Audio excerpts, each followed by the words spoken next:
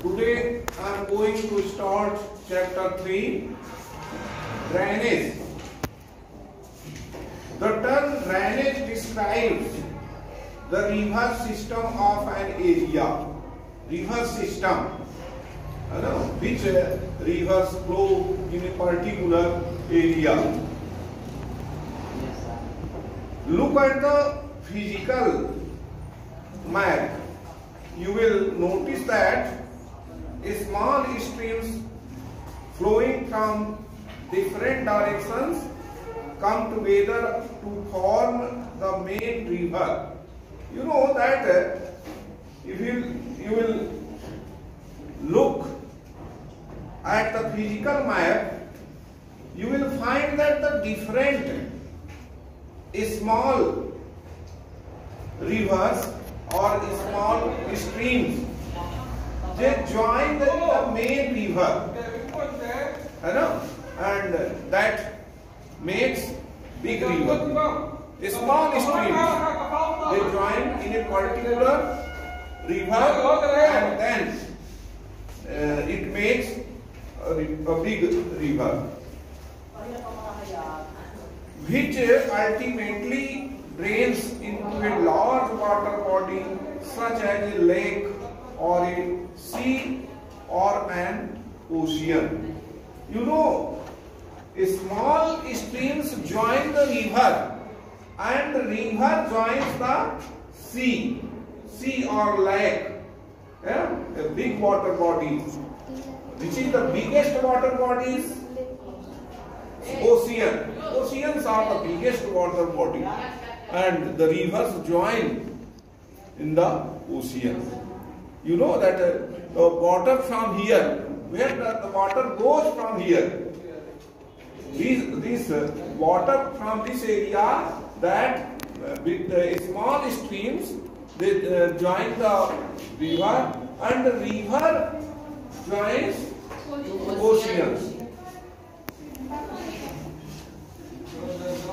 A closer observation on a map will indicate that any elevated area such as a mountains or an upland separates two drainage basins. Such an upland is known as a water divide. You know that a mountain or upland, and that divides the river, and that makes that separates the river. So that is called water divide.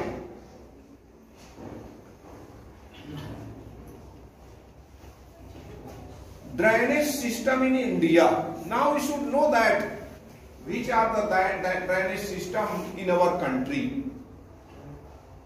The drainage system of India are mainly controlled by the broad relief features of the subcontinent. Accordingly, the Indian rivers are divided into two major groups. We can divide Indian rivers, we can divide into two major groups. Do you understand? Yes. First one is the Himalayan rivers and the peninsular rivers. You know, we have in our whole country, we have divided the rivers into two groups. First, Himalayan rivers means the rivers which come from the Himalaya. That is, those rivers are called Himalayan rivers. And you know, these rivers flow in the northern part of India. And peninsular plateaus, rivers of peninsular plateau means southern India. Now rivers which flow in the southern India, they are called peninsular rivers. Apart from originating from the two major physiographic regions of India, the Himalayan and the peninsular rivers are different from each other in many ways. Those rivers have differences in many ways. You will find some specialty in the rivers which flow in the northern region and the rivers which flow in the peninsular plain. Most of the Himalayan rivers are perennial. It means that they have water throughout the year. Perennial means that the water you will find in those rivers, the rivers which come from Himalaya. You will find whole year the water is flowing there. There is no gap, because you know in the rainy season of course water comes from the rain. But even in the summer season also those rivers have water. Why? Because in the Himalayas there is snow, and that melt in the summer season also, and which comes in the form of water and flows in the river. Is it clear? Yes. These rivers receive water from rain as well as from melted snow from the lofty mountains. You know that our Himalayas is always covered with snow. Whole year it is covered with snow. The two major Himalayan rivers, the Indus and the Brahmaputra, originate from the north of the mountain ranges. In the northern India, these are the two rivers, main two rivers. First one is Indus and the second one is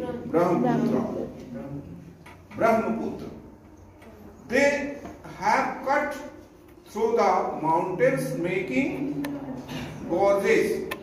The Himalayan rivers have long courses from their source to the sea. Means that they have to have a long journey to join the sea. From Himalaya to sea, that is why those rivers are very long. Brahmaputra and Indus are very long rivers. They perform intensive erosional activity in their upper course and carry huge loads of silt and sand. You know that erosional activity means that they when the river flow from there, they take a lot of material, sands, stones from the mountain region.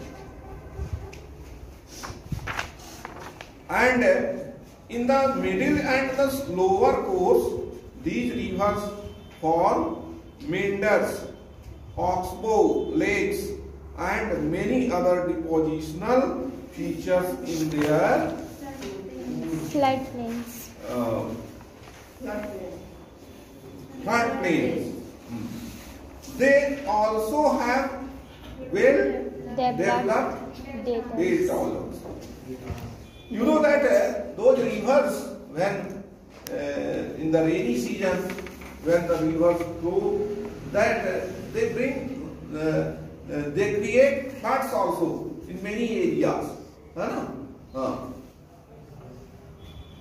A large number of the peninsular rivers are seasonal. You know that these peninsular rivers are seasonal. Means in the rainy season, the water flow, a lot of water flow from those rivers, and then after rain, there is little water or no water. As their flow is dependent on rainfall. You know that they are dependent on rainfall. So during the dry season, even the large rivers have reduced flow of water in the channels. The peninsular rivers have shorter and shallower course as compared to their Himalayan contempt parts. However, some of them originate in the central highland and load towards the west. Can you identify to such large rivers? Most of the rivers of peninsular India originate in the western Ghats and flow towards the Bay of Bengal. You know that most of the rivers of peninsular India originate in the western Ghats and they flow towards the Bay of Bengal. The Himalayan. Okay, so dear students, I hope you have understood your drainage system. Okay.